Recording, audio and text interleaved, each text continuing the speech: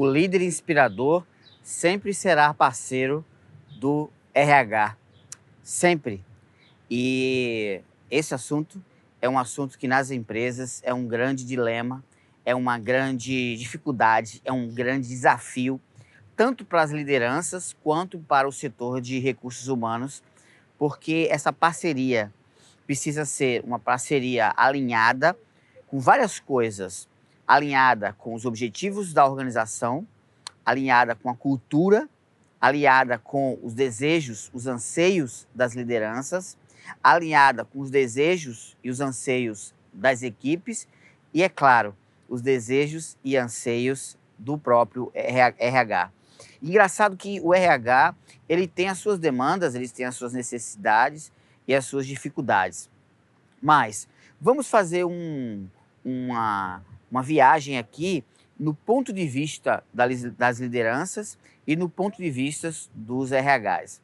Quando eu atuei em algumas empresas multinacionais, eu tive a oportunidade de trabalhar em 4 empresas multinacionais do ramo de petróleo, do ramo de energia, do ramo da geração de energia termoelétrica, empresas alemãs, finlandesa, empresa espanhola, empresa de cultura francesa. Então, eu observava que o RH tinha uma grande queixa das lideranças. Algumas delas tinha muito a ver com as lideranças não se engajam com os projetos do RH. A queixa da liderança era: o RH não entende as demandas da liderança, não é? Então, esse é um prisma que acontece, o ponto de vista de um, ponto de vista de outro.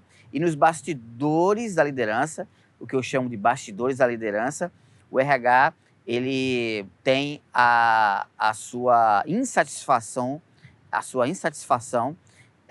produzida vista a perspectiva dele mesmo e não na perspectiva do outro. O maior desafio das empresas é gerar alinhamento entre as áreas. Mas isso não é apenas algo do RH e das lideranças, não. Entre setores, as empresas também têm essa dificuldade. Então, por exemplo, numa indústria, eu que atuei na indústria por mais de 20 anos, ela tem um grande desafio entre a operação, né, entre o processo produtivo, por exemplo, a operação e a manutenção, ok?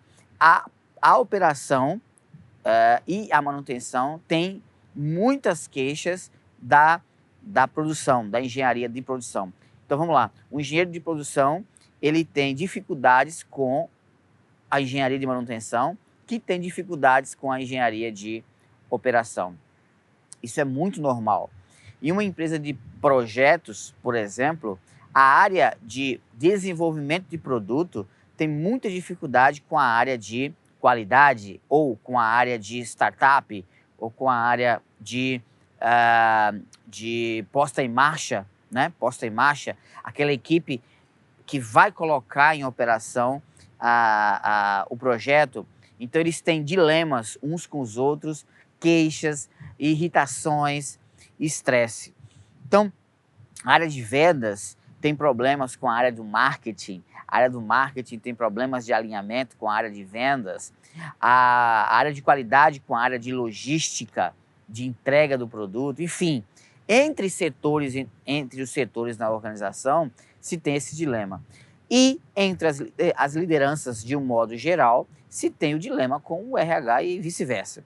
Então, a gente precisa parar no seguinte ponto. Primeiro, entender que esse processo de dificuldade de alinhamento entre as áreas é normal. É normal. Todo mundo está no mesmo barco, todo mundo sofre as mesmas dores, as mesmas angústias. Mas, parando para analisar o que o RH precisa que a liderança faça, ou que a liderança pense, ou do jeito que a liderança precisa agir, a gente para pensar o que é. Bem, o RH ele precisa que as lideranças, principalmente os líderes inspiradores na empresa, eles entendam que eles também são RH. Não ter mais espaço no mundo de hoje, com tanta velocidade, com tanta demanda, com tanta necessidade de cuidar de gente, essa responsabilidade ficar a cargo apenas do RH. Hoje não tem mais espaço para isso. As lideranças, elas precisam fazer um exercício mais profundo de empatia corporativa. Empatia corporativa. Aquela empatia onde você procura escutar o outro sem julgamento. Escutar o outro sem julgamento. Não importa se você concorda ou discorda mais ou discorda menos da área de recursos humanos, mas que você faça o exercício de imaginar, estando na pele do gerente de RH, dos analistas de RH, e analisando por que eles pensam desse jeito, por que eles querem dessa forma, qual é a necessidade deles, Então, interessante que as lideranças com esse exercício empático, elas conseguem sentir um pouco mais do que é importante para o RH. Dentre essas coisas, perceber que os líderes precisam ser mini RHs dentro da empresa. Uma outra coisa é o seguinte, é o modelo de pensamento. O que as lideranças pensam do RH culturalmente? Veja bem, na época em que eu estudava engenharia, eu tenho formação de engenharia, tenho formação de energia eletrotécnica, vivi dentro das organizações e vivo dentro das organizações ministrando palestras para os líderes. Eu treinei líderes, capacitei líderes, formei equipes, me relacionei com diversos departamentos de RH nas empresas, vi RHs crescendo, vi RHs diminuindo, vi lideranças crescendo e lideranças diminuindo. Então, o que eu percebo é o seguinte, é uma cultura de pensar da liderança que é o RH tem a responsabilidade de contratar, de recrutar, selecionar, contratar, fazer pagamento, fazer a função de DP, né? Fazer a função de departamento pessoal. Então, é uma cultura do tipo, se eu precisar demitir, eu falo com o RH, né? Preciso me demitir um funcionário, eu vou lá, RH, preciso de um funcionário, eu preciso contratar, aliás, vou demite o funcionário, vou contratar, contrata um funcionário. Então, me entrega o melhor profissional do mundo aqui no meu setor. Então, essa cultura de achar que o RH, ele não é estratégico, ele é apenas esse operacional de entrada e saída de pessoas ou de pagamento e entrega de benefícios. Essa cultura existe nas lideranças, nas empresas. Apesar de estar mudando muito, apesar de estar avançando muito esse pensamento estratégico, mas ainda existe essa cultura.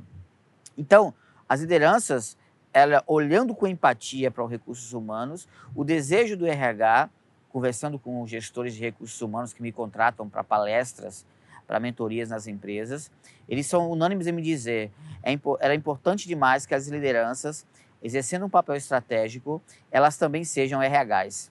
E nós, RHs, também sejamos liderança. Vou falar um pouquinho mais sobre isso também. Então vamos lá, continuando. Esse exercício de empatia dos líderes ajuda o RH a ajudar os líderes. É aquela frase, não sei se você já conhece essa frase, que diz assim, me ajuda a te ajudar, me ajuda que eu te ajudo, né? Então, os líderes têm que ter esse exercício de empatia com o RH. Eu preciso ajudar o RH sendo um RH. Se eu vou treinar a minha equipe, eu preciso assumir o controle do treinamento da minha equipe. Não necessariamente sou eu que vou dar o treinamento, mas eu preciso gerenciar, administrar o processo de treinamento da minha equipe. Eu não posso pegar só uma planilha de treinamento anual, entregar na mesa do meu gerente de RH e dizer, resolve. Não é assim. Eu preciso acompanhar, eu preciso dar follow-up, eu preciso dar feedback, eu preciso estar próximo do meu time, sabendo as necessidades deles, sabendo o que eles querem, qual é a maior dor deles. E daí, então, treiná-los junto com o time e com parceiros externos, sejam treinadores, palestrantes como eu, mentores como eu, coaches de liderança, enfim, coaches de outras áreas, áreas técnicas e áreas comportamentais. Então, o líder de cada área precisa ser um RH. Um RH. Mas, como ser um RH se eu não fui se não foi despertado a minha consciência de que eu preciso ser um RH. Se eu não fui, de alguma forma, treinado para ser um mini recursos humanos, ou um RH. Um RH.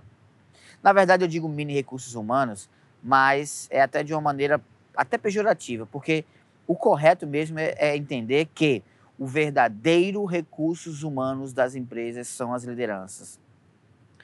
O setor de RH, o gerente de RH, o gerente de... Não é? Hoje a moda é mudar de nome, né? Então a gente chama de... Hoje a moda é dizer área de gente e gestão, né? Ou área de talentos, ou área de human peoples, ou pessoas humanas. Vão mudando o nome em cada empresa que a gente chega, o RH tem um nome diferente. Quanto mais em inglês for, mais bonito é, né? Mas é tudo um paliativo, vamos dizer assim, pseudo-social para ficar bonito na foto. Mas é RH do mesmo jeito. Então, o que que acontece? O que que acontece? Pode-se mudar a filosofia, né? Pode-se mudar... Alguns dizem, mas a filosofia muda, o objetivo muda. Putz, mas na essência é a mesma, a alma é a mesma, né? O nome é bonito, muda, mas enfim, isso é um tema para até um outro conteúdo. Mas a liderança, ela precisa tomar a consciência de que ela precisa ser um RH, entender que ela é o RH na sua essência, mais importante, e ela precisa ser treinada para ser um RH. E quem é que treina a liderança para ser um RH? Né? Então, de maneira geral, esse processo de treinamento de lideranças para ser o RH é um processo que o próprio RH tem que comandar, tem que liderar. É engraçado, né? O RH é o líder de treinamento de RH para as lideranças. Olha que frase legal, né? O RH é o líder de treinamento de RH para as lideranças. E as lideranças, com humildade, precisam entender que se elas forem RHs, o trabalho delas vai ser mais facilitado, o trabalho da liderança vai ser mais rápido, veloz e assertivo, ok? Então, alguns líderes têm uma cultura de entender que se eu ficar assumindo responsabilidade de RH, eu vou ter mais trabalho. E aí o pensamento da liderança é, eu não dou conta nem do que eu faço, quanto mais absorvendo coisas do RH, não é? Não dou conta nem do que eu faço, quanto mais absorvendo coisa do RH. Então, é um dilema que o próprio RH, ele tem que estar inspirado, alinhado, treinado para adentrar nesse mundo lideranças e nesse mundo lideranças quebrar essas objeções. E fazer a liderança compreender que se ela assumir, não é? Não digo que ela vai assumir papel de RH, mas se ela assumir responsabilidades de RH, até em parceria com o próprio RH, a vida dos líderes vai ser melhor, as contratações serão melhores, o desenvolvimento das pessoas dentro da empresa será melhor, a ambiência da empresa será melhor, o clima organizacional será melhor, as pesquisas de avaliação de desempenho das pessoas vão começar a dar resultados melhores, A empresa vai enxergar resultados de metas corporativas mais rapidamente e até com mais qualidade, né? E a empresa se tornará uma empresa mais forte, firme no mercado em que atua, prestando mais contas aos acionistas, melhores resultados para os acionistas, para os funcionários, fazendo os funcionários crescer, trazendo mais benefícios para todos, tá? Então, é muito interessante esse jogo de empatia, as lideranças assentarem um pouco, acalmarem um pouco seus ânimos e as suas objeções com relação ao RH, o RH também acalmar um pouco as objeções com relação à liderança e todos se alinharem em um propósito que vai ser bom para todos. Eu falei um pouco do que a liderança precisa agir, de como a liderança precisa agir. Mas e o RH? O RH estratégico, principalmente o RH estratégico, não. Quando eu falo RH estratégico, a pessoa, o que é RH estratégico?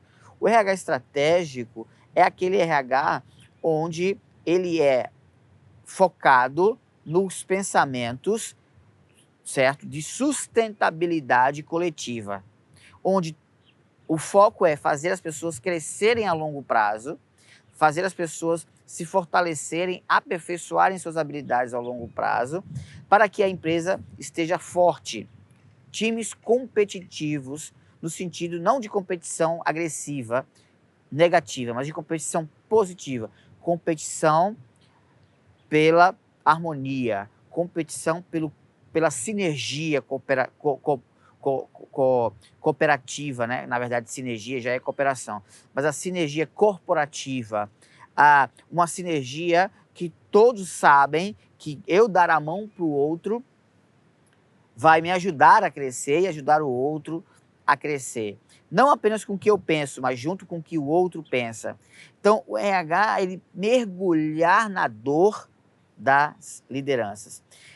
Eu vejo os RHs hoje muito departamentalizados ainda, apesar de muita descentralização, apesar de que o gerente de RH em algumas multinacionais, que já entendem isso, o gerente de RH já está na mesma sala do presidente da empresa, ou no mesmo corredor do presidente da empresa. Antigamente o gerente de RH, o líder de RH, ele ficava numa salinha escondida lá não sei por onde, pedindo permissão para o gerente financeiro arrumar orçamento para os líderes fazerem treinamentos normativos, treinamento anual.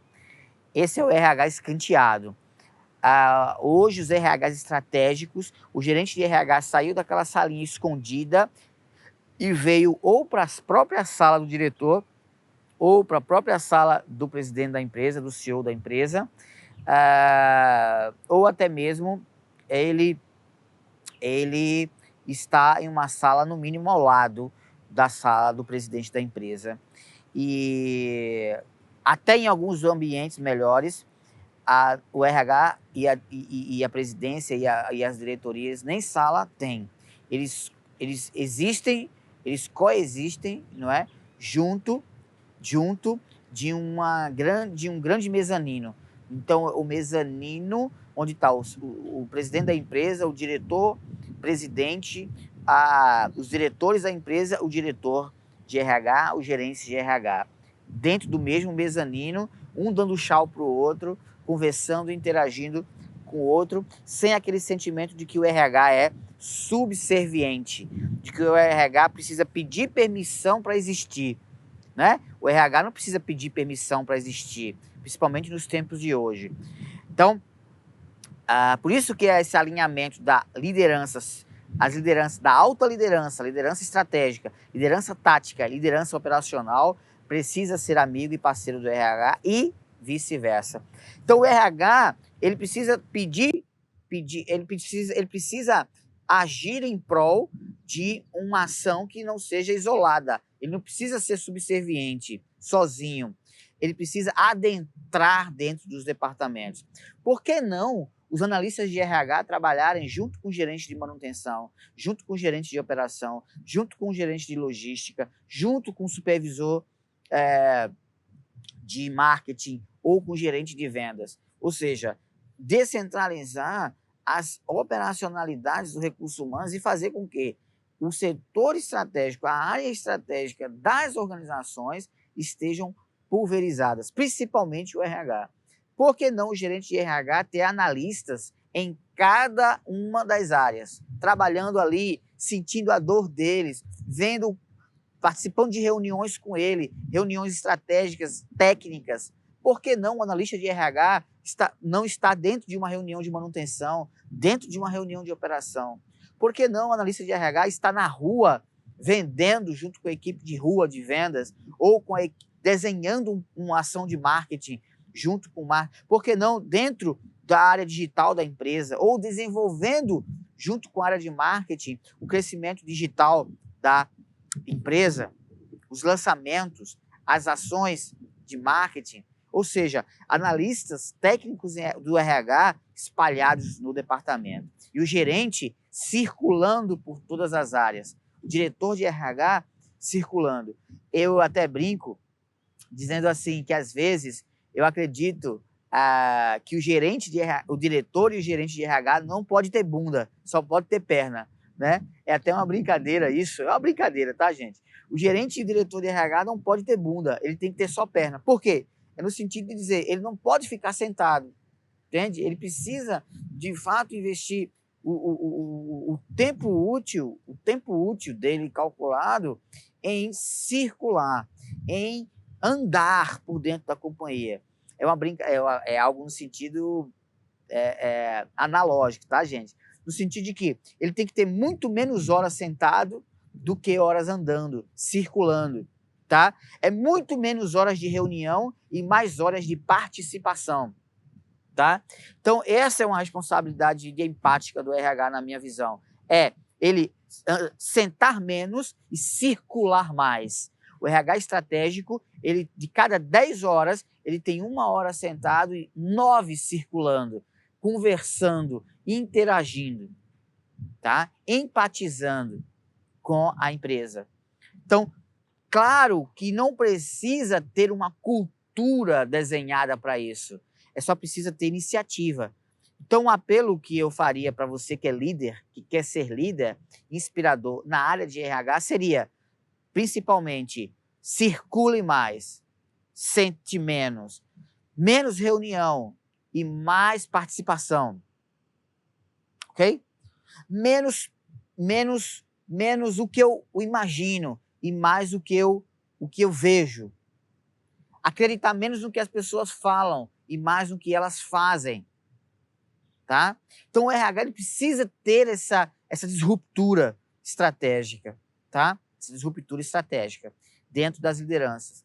E entender que esse processo sinergético não acaba da noite para o dia. Então, não existirá liderança inspiradora, não existirá líderes inspiradores se eles não forem parceiros do RH. Não existirão líderes de RH inspiradores se eles não tiverem horas de participação dentro dos departamentos, descentralizados, empáticos, não é? Flexibilizando, com fluxo de ação distribuída entre todos. Então, é um RH onde o gerente não está rodeado de analista. Pelo contrário, o gerente ele tem os analistas espalhados dentro dos departamentos das empresas. Então, eu vejo que a liderança inspiradora hoje, partindo de cima para baixo, é muito, muito importante. Mas eu quero fazer um adendo aqui, que é o seguinte: isso tudo não terá condições de acontecer se a alta liderança não estiver contaminada com essa visão, com esse propósito. Porque senão entra dentro do tema do livro do grande psiquiatra, palestrante, do grande mentor de líderes, Roberto Chiniachik. O Roberto Chiniachik, médico psiquiatra, escritor, best-seller, ele tem um livro chamado Pare de Dar Murro em Ponta de Faca. Pare de dar murro em ponta de faca. Então, o que acontece? Se você não conseguir influenciar, estimular, convencer, contaminar a alta liderança com esse fluxo, com esse projeto, com essa visão de alinhamento entre as lideranças com o RH, do RH com as lideranças, a empresa só vai ficar dando murro em ponta de faca. Por quê? Porque eles não vão defender a tese, eles não vão vestir a camisa. Então, muita gente trabalha em algumas empresas e diz assim, a liderança aqui pede que os funcionários, que os colaboradores vistam a camisa. Mas eu pergunto, vestir a camisa de quem, cara pálida? Vestir a camisa de quê, cara pálida? Então, a camisa da cultura, a camisa da missão, da visão, isso é clichê. Funcionários vestir camisa de empresa, da missão, é clichê. Agora, quando se fala de lideranças, eu quero ver se a alta liderança veste a camisa da visão das lideranças. Olha aí, a alta liderança, a presidência, as diretorias vestem a camisa de todas as lideranças. Isso aí é um grande desafio. Essa é a grande dicotomia entre você ser alguém que quer uma transformação e ser alguém que vive uma transformação. Porque muitas lideranças estratégicas, elas querem que a empresa bombe, querem que o RH expanda, querem que os funcionários estejam alinhados, mas não patrocinam essa transformação. Então, o recado para a alta liderança, se você está na alta liderança, está me ouvindo aqui, você está convencido, contaminado, você foi picado pelo bichinho da liderança inspiradora, coletiva na empresa, porque se você não foi picado pelo bichinho, não vai correr no seu sangue o vírus da liderança inspiradora. Vai correr o vírus das metas, vai correr o vírus dos indicadores, vai correr o vírus do lucro, ok? Isso é importante, claro, porque senão a empresa não se sustenta. Mas sem a base que sustenta isso, a empresa não se sustenta. E a base que sustenta isso é um RH estratégico que lidera de maneira inspiradora as lideranças e uma liderança que lidera o RH e juntos influenciam a alta liderança, a liderança estratégica, tá? O presidente, o CEO, o CFO, o CMO, o CE, tudo aí na vida. A moda agora é CMO, CFO, CEO, os caras ou as caras, não é? As mulheres ou os homens que têm a responsabilidade, ok, de descer a visão de cima para baixo. Porque senão, RH, lideranças táticas, estratégicas, operacionais, estarão só dando murro em ponta de faca, tá? Então, esse aqui foi um alerta, uma visão que eu passo sobre esse dilema, essa dificuldade dos recursos humanos e da liderança de recursos humanos ser alinhado com as lideranças de maneira geral e vendo a perspectiva de um, vendo a perspectiva de outro, o que um precisa fazer e o que o outro precisa fazer. Converse com a sua equipe, líder. Você que é um líder inspirador, dialogue, leve esse vídeo para uma reunião, debata esse tema com a sua equipe, leve o seu gerente de RH, pegue esse vídeo, gerente de RH, espalhe aí na sua empresa, peça para que as suas lideranças façam um resumo do que eles entenderam sobre isso, o que eles concordam, o que eles não concordam, comenta aqui embaixo na área de comentários. Eu vou ficar muito feliz em saber e entender também o seu ponto de vista sobre isso, as suas dificuldades, os seus anseios, as suas dores. Nenhuma liderança será inspiradora se não tiver parceria com o RH. Nenhum RH será inspirador se não tiver parceria com as suas lideranças. E ambos não serão inspiradores se não tiverem a parceria da alta liderança. E nenhuma empresa, de maneira geral, será inspiradora se não tiver a parceria de todos juntos. Pense nisso.